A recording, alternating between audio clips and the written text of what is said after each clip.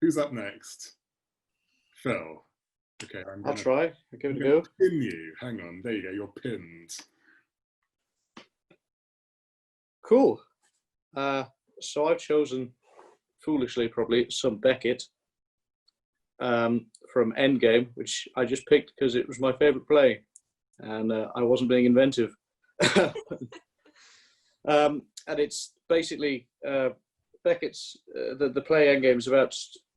Effectively, there are 4 characters, but it's about 2 characters: the master, who's called Ham, and his sort of servant Clov, and they're both old, and they both sort of want to die, and neither of them can really exist without each other. But they all they both like really hate each other and wind each other up. And Ham can't. Oh yeah, so he's blind and he can't walk, so he's in a chair, and he's always pushed around by Clov, and he's always telling Clov to leave, go on, sod off.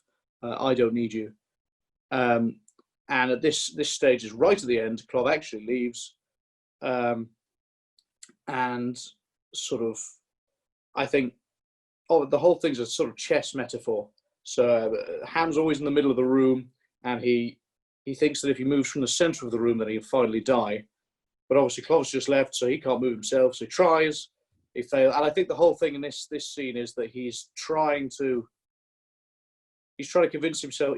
Part of him really wants to kill himself, and the other part's just trying to procrastinate so he doesn't. It's like when you rip off a plaster and you're trying to go, oh, not now, in a minute. And I think that this monologue is basically that. Although unbeknownst to him, because he's blind, Clov is sat at the back watching him. So what is his intention? What does he want? Is he gone? You say. I think we're talking about sometimes that there are 2 characters, and in this scene there is only the one character. But yes, but what do you want in this monologue at the end? I think he's procrastinating from killing himself. Great, but there's 2 ways of framing it. He can either want to kill himself and try and get up the courage to do it, or he can want to kind of dissuade himself, he wants to get more time and persuade him not to kill himself because he knows killing himself is inevitable. I think it's the latter. Okay, he's trying to get more time. He's trying to spin out his death. Yes. Eke out his last moments before his suicide. Yeah. Okay. Pretty much. Shall I give it a go? Please. You've got the glasses. Do you have the handkerchief?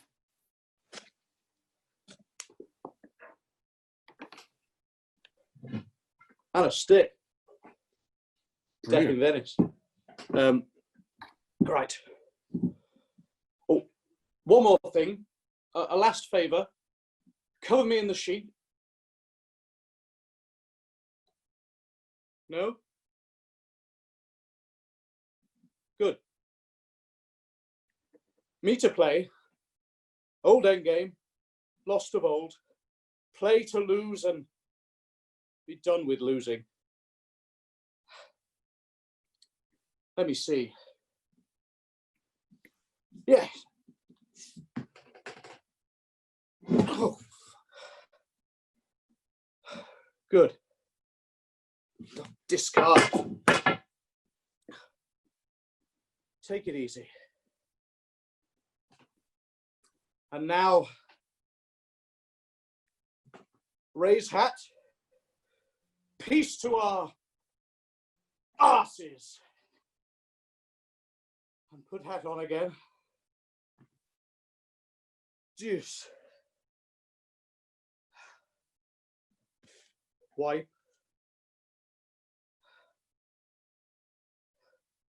Hand on again. We're coming. A few more squirms like that and I'll call. A little poetry. You prayed. You cried for night. It comes. It falls. Now cry in darkness. You cried for night. It falls. Now cry in darkness. You cried for night. It falls. Now cry in darkness. Nicely put, that. And now, moments for nothing. Now, as always, time was never, and time is over. Reckoning closed, and stories done. But if he could have his child with him, it was the moment I was waiting for. I don't want to abandon him. You want him to bloom whilst you're withering, to be there to solace your million last moments. He doesn't realize.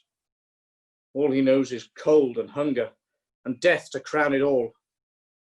But you ought to know what the earth is like nowadays. Oh, I put him before his responsibilities. Well, there we are. There I am. And that's enough. Yes. Truly.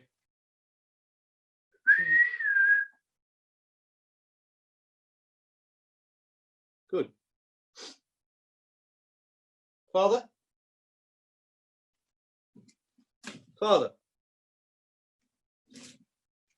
Good. And now to end up with?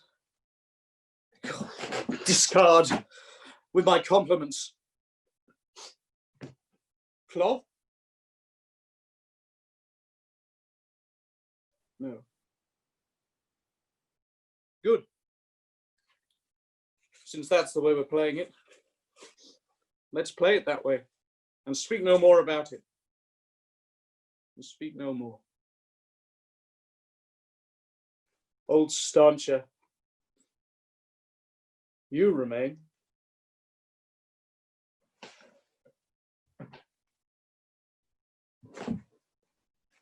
Fantastic, great.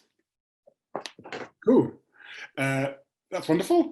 That's great and really well prepared.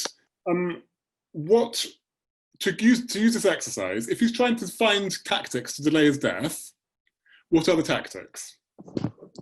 Well, the first one, I think genuinely that the thought to kill himself is when he tries to throw himself off the chair and it just doesn't. It just doesn't work. And then it's all the good. Well, I'll throw that stick away, and I'll just have a bit of a rest, and I'll really say goodbye this time. Oh, but my glasses are dirty, even though I can't see.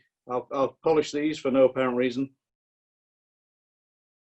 Oh, I really will kill myself soon. I'll call the end of the match, and I think that's a delaying tactic in itself. And then the second one is poetry with just amusing himself. Yeah. And then the time is over.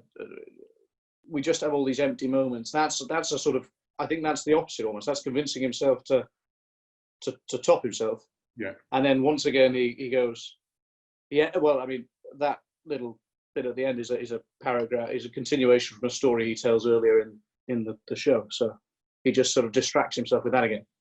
So what I was thinking watching you is I think you've got that. What you could be clearer about is the shifts between all the different thoughts, I think. So what he does, he tries something.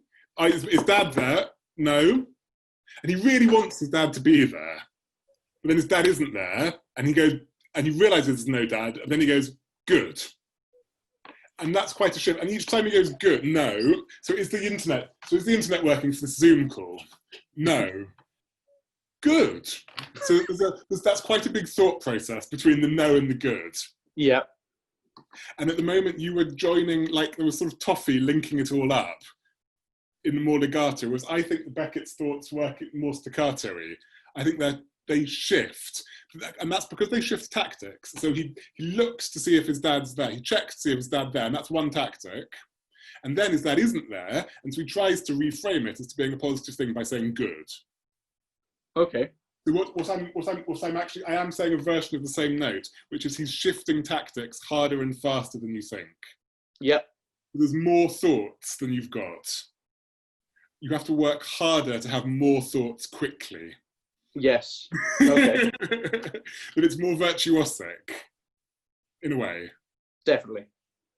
Can we just do the beginning and I'll just be a bit picky? Yeah.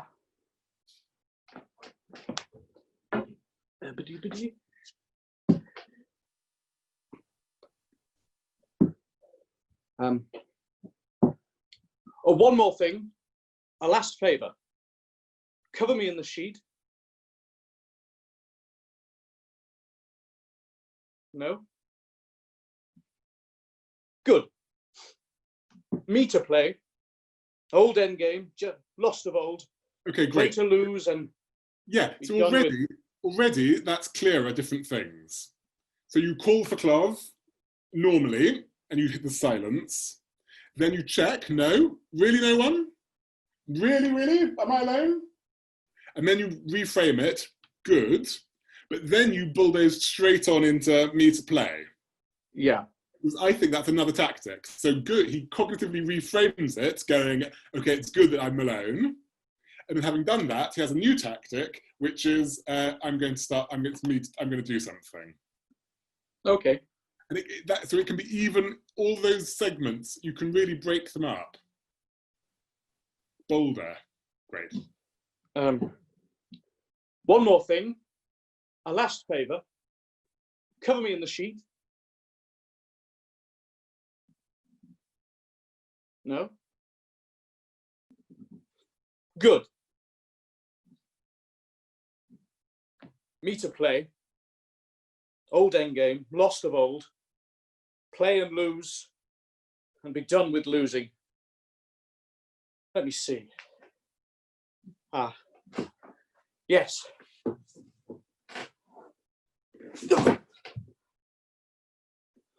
Good. Discard.